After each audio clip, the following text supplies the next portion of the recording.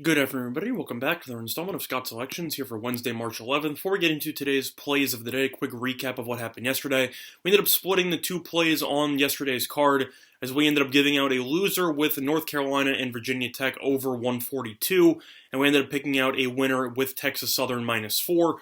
Texas Southern was sweat-free. They were up double digits for pretty much the entire second half, and they ended up winning that game pretty easily.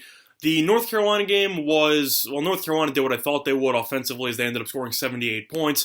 Meanwhile, though, the game ended up going under by about 10 because of the fact that Virginia Tech only scored 56 points against North Carolina. Not really sure how you managed to do that because North Carolina has the 280th ranked defense in the entire country.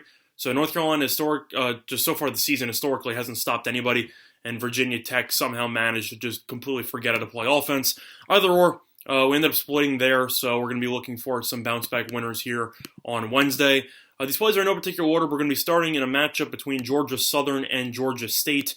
And similar to the play that we gave out a couple of days ago, we are going to give out the over in this game, which is available at 154.5, and that one's available on Fox Bet at -105. So the first play of the day, once again, is going to be on the over 154.5. Between Georgia Southern and Georgia State, and that line is available at -105 on Fox Bet. Now, a couple reasons why we like this over. First of all, kind of similar to what happened with the Georgia Southern and Louisiana game that ended up going over. Both of these teams play at a tremendously fast pace. Georgia Southern ranks 34th in adjusted offensive tempo according to KenPom rankings, where Georgia State is ranked in the top 15. So both teams play at a ton of pace. Both teams have the ability to score a lot of points. And even if this game is in close proximity at the end, you should see a lot of free throw opportunities late in this game, which should lead to some free points. Now, based on the two matchups so far this season, one game went over the supposed total, one game went under. But the game that went under, I'm not really that concerned about because of the fact that the first matchup that they had between these two teams, both teams did not shoot better than 39.5% from the floor, and yet they still totaled 159 points. The second meeting was a little bit more low scoring because Georgia State really just couldn't shoot. They ended up shooting 34% from the floor.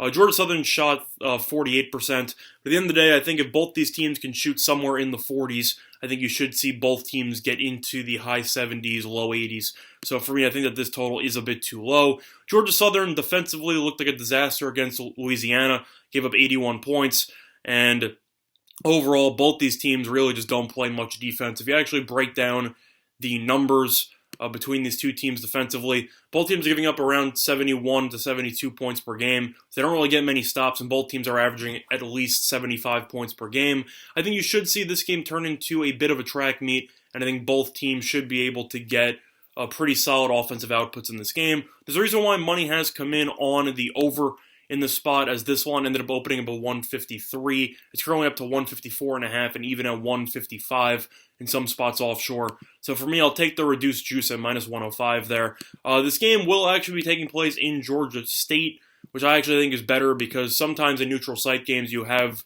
the issue of both teams being a bit cold to start because they're unfamiliar with the actual court they're playing on. Not the case in the Sun Belt, as they are going to be playing at Georgia State, and I think you should see Georgia State come out and put up 80-plus points in this game, which should lead to a nice over. So, once again, the first play is going to be on the over 154.5 between Georgia Southern and Georgia State, and that line is available on Fox Bet at -105.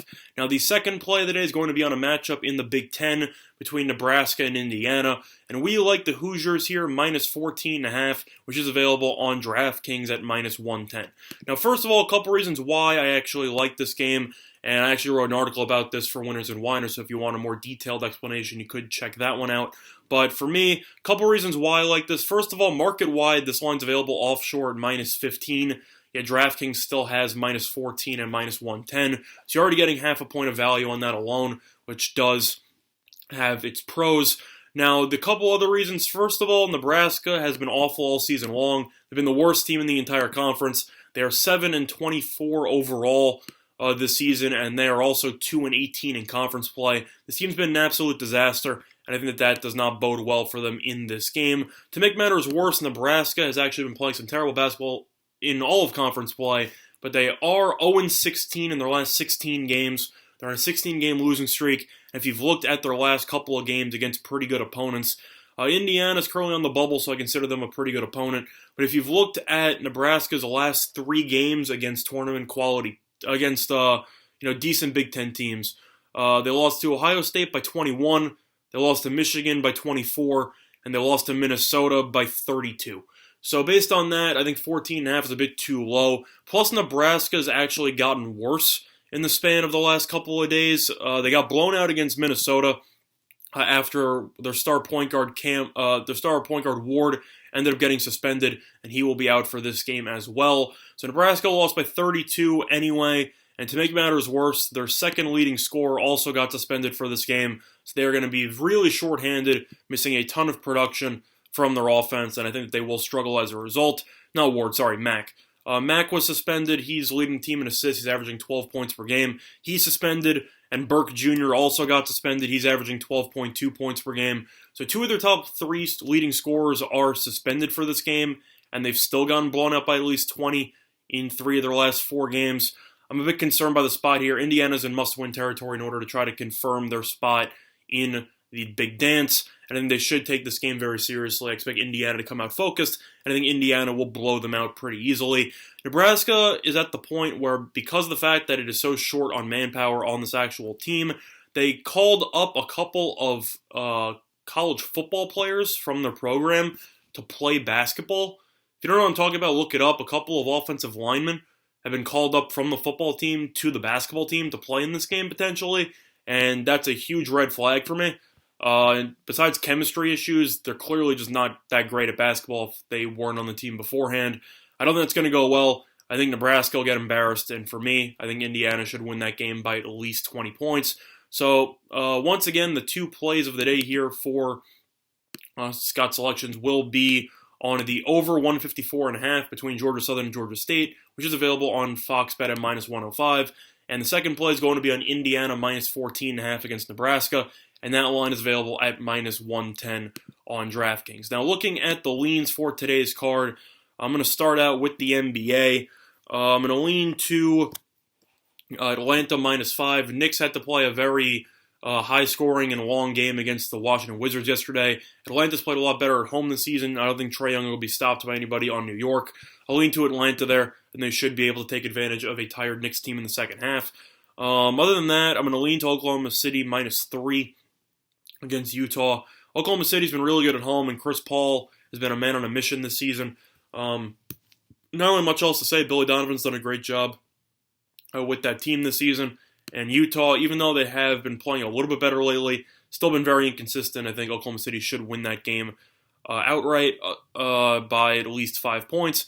Other than that, I'm going to lean to Denver minus the 2.5. Even though Denver's been inconsistent, Dallas played yesterday against San Antonio, and they ended up losing on the road.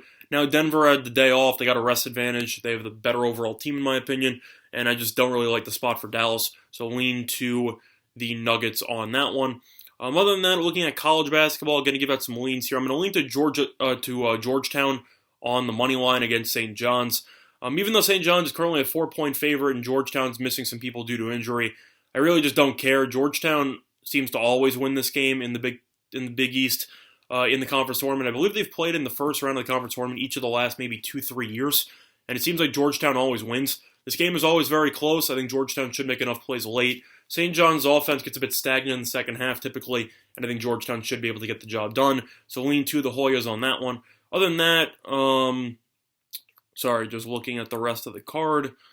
I'm going to lean to TCU minus 2 against Kansas State. Even though both teams have been pretty underwhelming in the Big 12, TCU's been the much better team. I think you should see that game be pretty, I don't want to say lopsided, but I think TCU should be able to open up a decent lead in the first half, which will carry over. So lean to TCU on that one.